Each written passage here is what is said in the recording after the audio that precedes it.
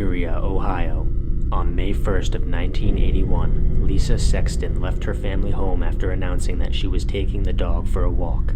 Lisa was accompanied by her boyfriend, who was a known drug dealer. The events following the couple's departure from the home are unknown, but Lisa has never been seen again. The first and most obvious suspect in the case was, of course, Lisa's boyfriend.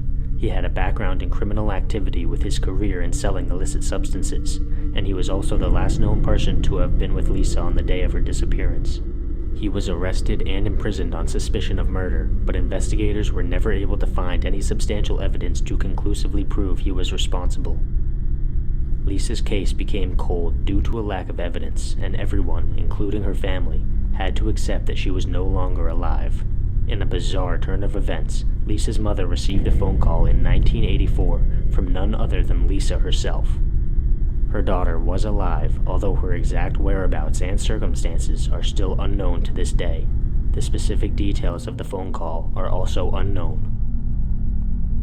Let's fast forward a little to 1986. In Louisiana, two fishermen found a body in a lake. The body was female, nude, and covered in plastic. There was little information to work with, as the body had no identification. The authorities deducted that the woman had been pregnant and had breast implants, but the identity of the woman was a mystery. She was buried in a field, and her case quickly went cold. In 2003, investigators began comparing information about the Louisiana Jane Doe to information about missing women from around the country. The Jane Doe's physical description matched Lisa Sexton. The police exhumed Jane Doe's body in order to gather more information. They ended up testing Lisa's dental records against the Jane Doe's, and they came up empty-handed. The records did not match. As you can probably imagine, this failure was a major setback for the case, and no new leads have arisen in the years since. The question still remains to this day: what happened to Lisa Sexton? Where is she, and is she still alive? We may never know the answers for certain. To add on to the nightmare, we still don't know who the Louisiana Jane Doe was. Her identity has been lost ever since her murder, and her killer has never been found. It seems unlikely that justice will ever be served.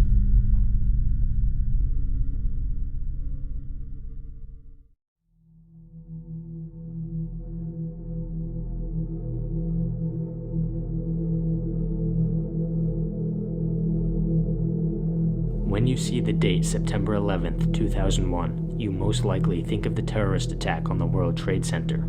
Unfortunately, this attack was not the only tragedy to occur that fateful day. Henryk Swiak worked as an inspector for the Polish State Railways until he was laid off in 2000. Despite having a wife and 2 children, Henryk decided to visit his sister in Queens, New York. He didn't have a work permit, so he picked up whatever work he could find. Every few months, Henryk would send several $100s back to his family in Poland to supplement his wife's income from teaching biology. Henryk took English classes and watched TV in English so that he could learn the language, but his progress was very slow. English is a difficult language to learn, especially for an adult who has spent their entire life speaking a different language. Henryk's sister warned him that not being able to speak English very well was a dangerous thing in the United States, but he enjoyed living in New York too much to heed his sister's warning. During most of 2001, Henryk worked at a construction site in Lower Manhattan, but the site was shut down during the evacuation of Manhattan on the morning of September 11th. He needed a job, so he began looking through the classified ads of a Polish newspaper. He found a cleaning service that operated in a supermarket in Brooklyn, and he went to an employment agency in order to fill out the paperwork. He was told that he could start his new job that very night. Henryk and his landlady planned his route to the supermarket, but Henryk never gave her the exact address, so their route ended 3 miles south of his destination. Henryk also didn't know the man he was supposed to meet at the supermarket, so he told the employment agency what he was wearing: a camouflage jacket, matching pants, and black boots. He was also carrying a backpack with a fresh set of clothes to change into at the store. Before he left, Henryk's landlady tried to convince him not to go. In her opinion, the neighborhood in which the supermarket was located was particularly dangerous, especially at night. Henryk decided to go anyway. The commute took Henryk through a very dangerous neighborhood, and police stated that they believed he may have interacted with several people in that area. At around 11:40 p.m., residents in the neighborhood heard an argument break out on the street. This argument was quickly followed by several gunshots. Henrik had been hit in the lung, and his blood trail showed him staggering to a house where he rang the bell in an effort to get some help. The resident of that house heard the doorbell but declined to answer it out of fear. After all, she had just heard multiple gunshots in the street. Unfortunately, by the time police and EMS arrived, Henrik was dead. An investigation was launched into Henrik's murder, but due to the terrorist attack earlier that same day, the NYPD could only send an evidence collection unit that was normally used for non-violent crimes. They could also only spare 3 detectives to do door duty around the neighborhood. Evidence was therefore extremely limited. What they did find was that Henrik's wallet still contained $75, suggesting that robbery had not been the motive. There were also 7 empty shell casings from a handgun, but only one of the bullets had hit the target. There are 2 main theories as to what happened that night. The first theory was posited by Henrik's sister, who believed that someone may have mistaken him for a terrorist. In the wake of the attack that morning, paranoia was widespread about further terrorist activity. Henrik had been wearing camouflage that night, indicating the possibility that someone could have thought he was involved in the military. His dark hair and thick accent could have also made someone believe he was Arab. The second theory is that the killer had in fact tried to rob Henrik, but panicked as a result of his imperfect and heavily accented English. Some people believe he simply didn't understand what was happening, and the killer opened fire out of fear and desperation. Which theory do you think is more likely? Is there another theory you think may be the case? Whatever the truth is, Henrik's death is chilling to think about.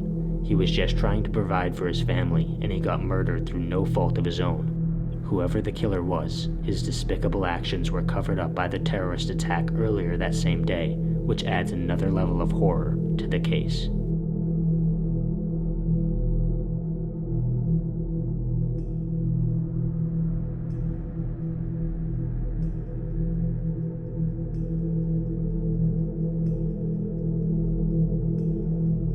The Arellano family of Villa de Fuente, Mexico, was much like any other young family. Mr. Arellano and his wife, Monica, were both 25 years old, and they had 3 children, 5-year-old Manuel, 2-year-old Leticia, and 1-year-old Eduardo. On April 16th of 1968, the family climbed into their blue 4-door Buick along with Mr. Arellano's sister, 19-year-old Rosa. They disembarked on a 190-mile road trip to San Angelo, Texas. The family had relatives in Texas, and Mr. Arellano spoke fluent English. He had worked on a farm in Iowa for some time before starting his family. Because of these factors, they thought the road trip would be a fun and easy way to bond as a family. Unfortunately, through no fault of their own, they turned out to be very wrong. They were driving along a very isolated stretch of highway roughly 40 miles north of the Mexican-American border when they got a flat tire. In Mr. Arellano's eyes, this was only a minor setback. He fixed the tire and the journey continued. A short while later, they got a second flat tire, and this time Mr. Arellano decided to wait for a good Samaritan to help out. The exact details of what happened next are unknown, but the result was spread out across a mile-long stretch of the highway for anyone to see. A local ranch hand was the poor soul who discovered the carnage. Mr. Arellano's body was stuffed inside a barbed wire fence line near a water trough. Monica's body was in a ditch about a mile south. Rosa's corpse was in some brush not far from Monica. The children were scattered throughout the rocks and shrubs near their father. Leticia had been shot twice between the eyes, but was still alive when she was found. Tragically, she died 2 days later. Manuel had been shot in the head and stabbed. Amazingly, he survived the ordeal, although he had to undergo several brain surgeries.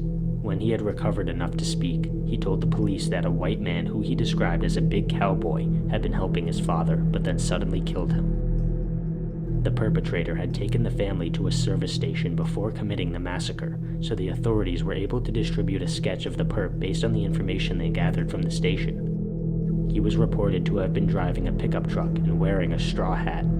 The Arellano's family car was found 8 miles south of the carnage, still sporting a flat tire. The .22 caliber firearm the perp had used was never found.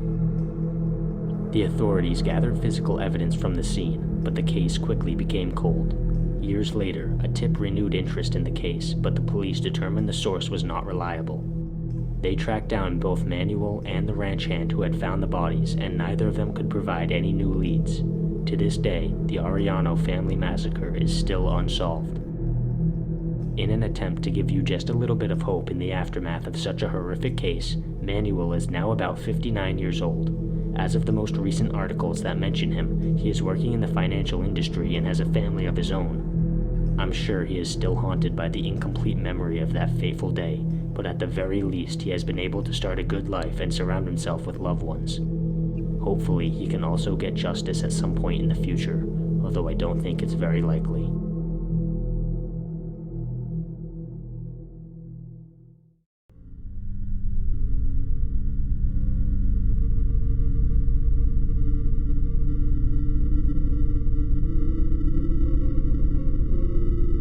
In August of this year, 2023, a man named John Michael Ermer entered the Portland FBI field office.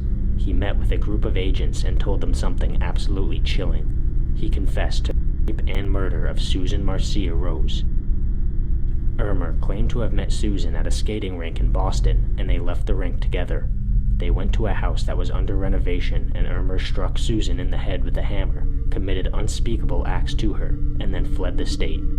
The authorities had collected DNA samples from the murder scene after Susan's body had originally been found, and they compared them to Ermer's DNA. It was a perfect match. Ermer was found guilty of murder and aggravated, and he is being held without bail. Disturbingly, Ermer also allegedly confessed to another murder. This killing was somewhere in the South and is currently being investigated, although the specific details are unknown to the public.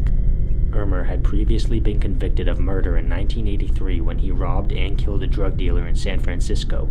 He spent 30 years in prison for that crime, but this punishment did nothing to dissuade him from continuing his rampage after being released.